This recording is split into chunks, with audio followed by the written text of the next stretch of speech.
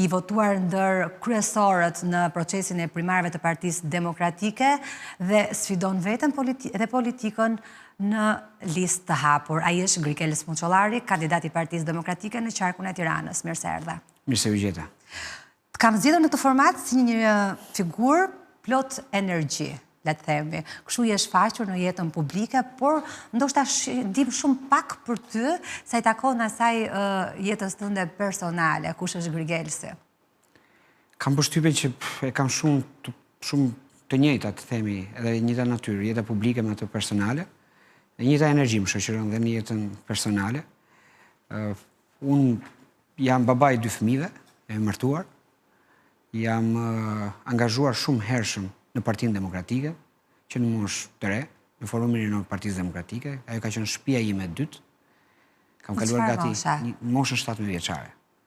Pra je rritur në Partinë Demokratike? Jam rritur në Partinë Demokratike dhe pa diskutim mes angazhimeve, shkollimit, angazhimeve në shoqërinë civile, pa diskutim dhe bizneseve që mund të kem menaxhuar apo ndërtuar në këtë periudhë, nuk e kam lënë pas asnjëherë jetën politike. Unë vi nga një familje e cila e ka pasur kryefjalë politikën, duke qenë se dhe babai ka qenë themeluesi i Partisë Demokratike. Kështu që e kam ndjekur që në moshë të hershme fare dhe ka qenë pjesë e diskutimeve brenda familjes.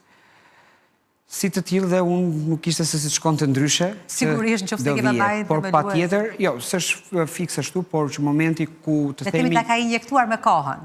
Jo, e kam ndjekur, kam qenë shumë interesuar. Domethënë unë ndiqja fjalime, domethënë ai kisha si pjesë timen. Edhe kur fillon dhe atë moshën, domethënë që piqesh pak më shumë, që fillon gjimnazi, e kërkoj edhe angazhimin në për strukturat që domethënë përfaqësohesh, që në fund ditës janë politik. Çdo strukture ku përfaqëson të tjerë, ku vot besohesh, ti bën politik, përfaqëson njerëzit. Kjo është për mua politika, është të përfaqësosh njerëzit, por her pas here dhe t'ju japësh vizionin atyre.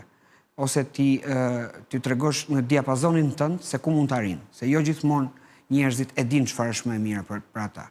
Por patjetër që dimensioni i parë i politikës është të dëgjosh me kujdes njerëzit. Kështu që në këtë aspekt e shoh politikën si pjesë timen, edhe madje her pas here, meqense do të dilni në jetën personale, edhe kur mblidhemi kështu një grup të madh shoqëror, të lind kjo dëshira për t'i përfaqësuar, për domethënë që të menaxhosh, të japësh rregullat që të marrin vendime, dhe pse jo, edhe për të vendosur ku do shkojnë, si do shkojnë, ti do ta marrësh këtë peshën e të përfaqësuarve të njerëzve. Që lidhet me karakterin në një farë mënyre. Duke qenë se jetën aktive në partinë politike e kam pasur shumë gjatë, edhe kam një veçori, që ju ndër njerëzit, të themi që i kanë marrë shkallët një e nga një, çdo shkallë, si pas rëndësisë tyre. Madje disa nga shkallët mund të kenë ndodhur që kanë qenë shumë të vonuara për shkak të proceseve që kanë ndodhur brenda Partisë Demokratike dhe për shkak pse jo dhe të gabimeve që kanë ndodhur brenda Partisë Demokratike. Dhe sot ndodhem në listë të hapur dhe ju e thatë bukur për të sfiduar veten, po pse jo dhe politikën. Pse në listë të hapur? Ka qenë një kërkesë e imja, pavarësisht votbesimit që mora në primare, ka qenë një kërkesë e imja ndaj kryetarit, madje edhe përpara primareve, si një sfidë për të përballur me njerëzit. Si një sfidë e imja personale për të hyrë në derën e parlamentit, meqense unë po kandidoj për herë të parë, i votbesuar nga qytetarët dhe jo i vendosur nga kryetari i partisë. Pasi në fund ditës kjo është politika. Politika është garë, politika është angazhim, politika është votë.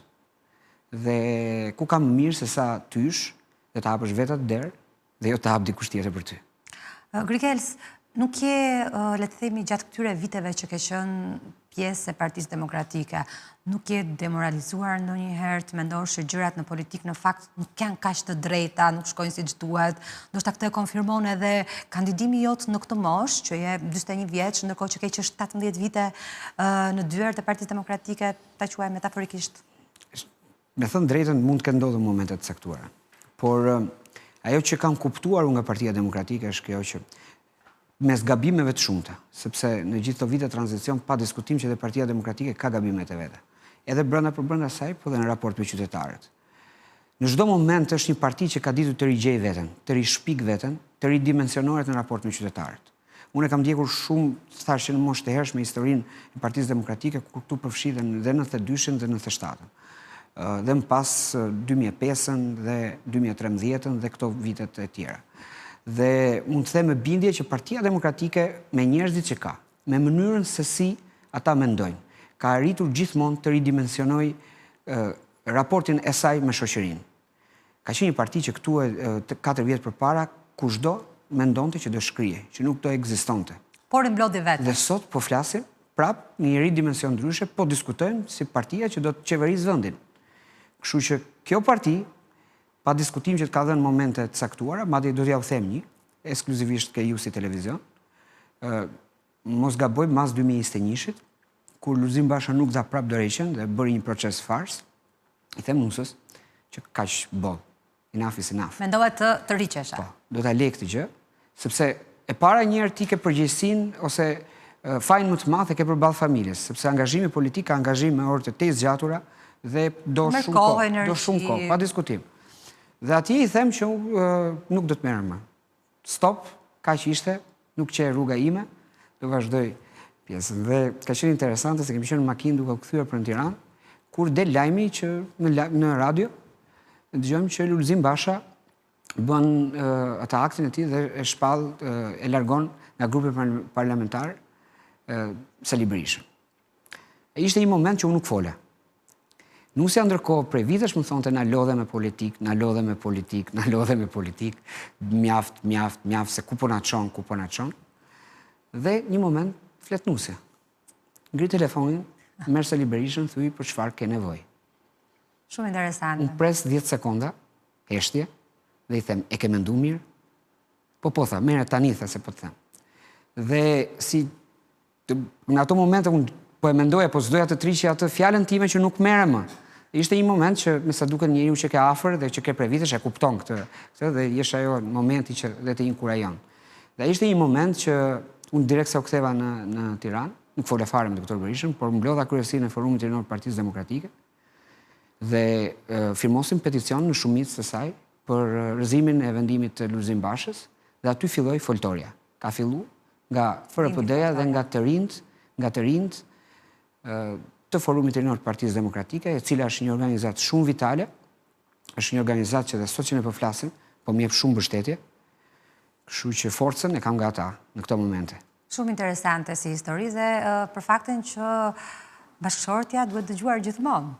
Edhe në këtë raste. Dhe kur nuk të mbështet gjatë gjithë kohës, vjen një moment që është vendimtare. Ka një fjalë një miku im që thotë bashkëshortja dëgjohet gjithmonë edhe kur e ka gabim. Edhe kur e ka gabim, por në këtë rast nuk ka rezultuar ta ketë as gabim. Ka rezultuar ta ketë mirë. Më ka bërë përshtypje 666 vota, se është dhe numër që mbahet mend në primare. Si mendon që të duan? Po unë kam mbajtur gjithmonë një qëndrim shumë parimor. Në çdo lloj, mos gaboj në 2017-ën, kam qenë ndër njerëzit të cilët tentova të rinis një lëvizje pikërisht për gabimet që bëri atëherë kryetari Basha, një raport me listën e zgjedhësve dhe për rezultatin shumë të keq që ne morëm. Kështu që nuk ka tërhequr asnjëherë as konceptet që her pas here shoqëria joni ka të servilizmit ndaj kryesisë, ndaj kryetarit, ndaj më të pushtetshmit. Dhe ndër vite, kjo ka shërbyer për të krijuar një profil tek njerëzit, që ata në vot besuan. Një profil të besueshëm. Pa diskutim. Pa përfshirë faktin pasaj që gjithë të vite dhe ti ke fol, ke komuniku, njifesh nga antarësia, dhe vot besuan, në fakt më dhanë goxha të themi energji dhe goxha guxim dhe shpresë, sepse kuptova që gjithë të vite që është marrë me politik, ka një mënyrë të drejtë dhe jo gjithmonë, kjo mënyra më e mirë, domethënë për të ecur përpara, është të shkelësh mbi njerëzit. Por mund ta ndërtosh atë ngritjen e pjedestalit tënd për të ecur përpara me njerëzit. Duke i respektuar, duke i përshëndetur dhe duke u ngritur së bashku, ndoshta. Duke i respektuar, duke ecur së bashku. Duke ecur së bashku. Megjithatë, ke bërë pak a shumë dhe punën e reporterit, punën e gazetarit. Të kemi parë që ke denoncuar raste të shumta publike. Do vazhdosh ta bësh këtë? Po pa diskutim që ta bëj, por edhe nëse je në opozit? E para njerë, unë për çështjet të cilat kam folur, dhe në modelin në cilët unë kam ngritur, është për të shkuar dhe për të investiguar çështjet caktuara, pasi sot informacioni nga qeveria është kreti pamundur.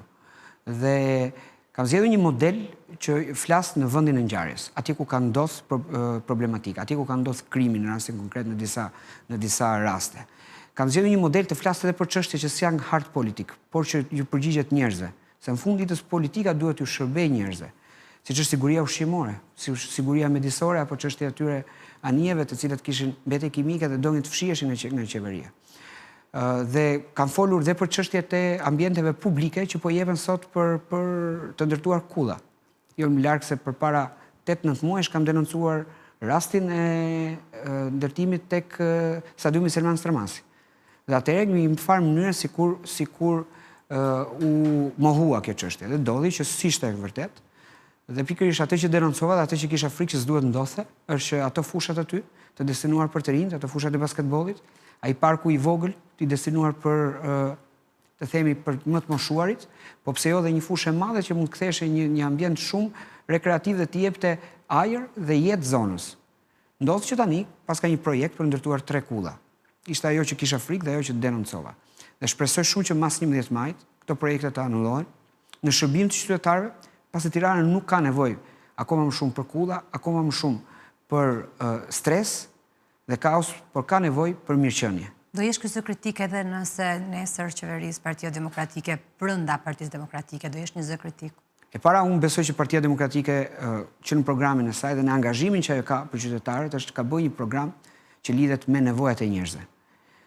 Ka bëjë një program që rishpërndan pasurinë, krijon vende pune dhe rienergjizon ekonominë nëpërmjet taksës së sheshtë. Kështu që në asnjë moment nuk besoj se Partia Demokratike do të devijoj nga ka disa momente që për interesa të ndryshme duhet marrë disa vendime të ndryshme. Por patjetër që nëse kjo do të ndodh, në rrugën e idealizmit, nëse kjo do të ndodh, pa diskutim që unë do të ndjek zërin e qytetarëve dhe bindjen time për të mirë më të tyre dhe jo linjën partijake. Ka ndodhur më përpara dhe kur kemi qenë në opozitë dhe kam ndjekur gjithmonë të linjë që mendoj që i shërben shoqërisë, që i shërben në një farë mënyrë qytetarëve. Unë kam vendosur të jetoj këtu. Fëmijët e mi po rriten këtu në qytetin e Tiranës. Kështu që nëse nuk do të bëj këtë përpjekje, do të barazohesha me cilin do tjetër, të cilit ka marrë votat dhe më pas ka shkuar në interes jo të qytetarëve, po mbase në interesat e tij, apo të klaneve, apo grupeve të caktuara financiare. Interesi për mua është ato çështje që unë kam ngritur. Janë disa çështje që përputhen dhe kam bërë pjesë time që të jenë në programin e Partisë Demokratike.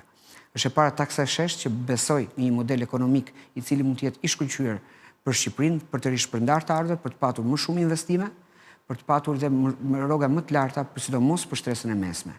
Besoj fort për pensionin minimal, 200 euro, besoj fort për rritjen e pensioneve, pasi është një stres shumë e madhe e shoqërisë, e cila po jeton në kushtet e varfërisë ekstreme. Dhe pavarësisht se ngjan si politikë majt, si politikë sociale. Dhe janë ngatruar pak tani. Po, ngjan pak se por ç'a ndodh? Ke një detyrim moral, ne nuk po flasim për politikat më të djata kur bëhet fjalë për ekzistencë. Dhe nëse sot më thoni, unë kam takuar shumë pensionistë që kanë pension 70.000 lekë vjetra.